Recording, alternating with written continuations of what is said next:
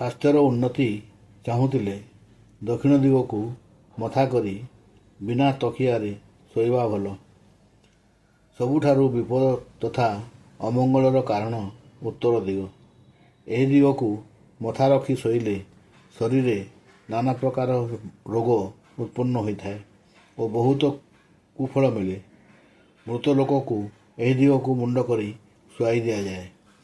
ପଶ୍ଚିମ ଦିଗକୁ ମଥା କରି ଶୋଇଲେ ଆଦୌ ନିଦ୍ରା ହୁଏ ନାହିଁ। ଯେଉଁ ନିଦ୍ରା ହୁଏ ତାହା ଶୟନ ବିଶ୍ରାମ ନିମନ୍ତେ ଯଥେଷ୍ଟ ନୁହେଁ। ଦୁଃସ୍ୱପ୍ନ ଦେଖାଯାଏ, ମାନସିକ ଚିନ୍ତା ବଢ଼ିଯାଏ ଓ ମନ ସର୍ବଦା ଅସ୍ଥିର ରହେ।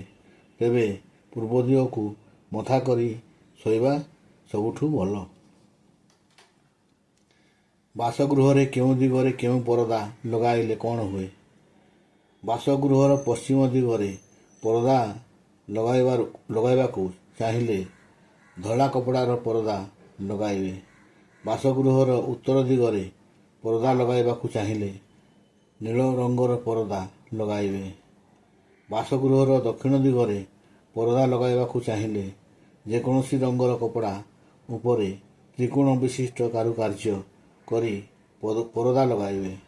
ବାସଗୃହର ପଶ୍ଚିମ ଦିଗରେ ପରଦା ଲଗାଇବାକୁ ଚାହିଁଲେ ଗାଢ଼ ଲାଲ ରଙ୍ଗର ପରଦା ଲଗାଇବେ। ବାସଗୃହର ପୂର୍ବ ଦିଗରେ ପରଦା ଲଗାଇବାକୁ ଚାହିଁଲେ ଆୟତାକାର କମକୁଟ ସିଲେଇ ପରଦା ଲଗାଇଲେ ଗୃହ ନିମନ୍ତେ ଶୁଭ ହୋଇଥାଏ। ଏହାର ବିପରୀତରେ ଅଶୁଭ ହୋଇଥାଏ।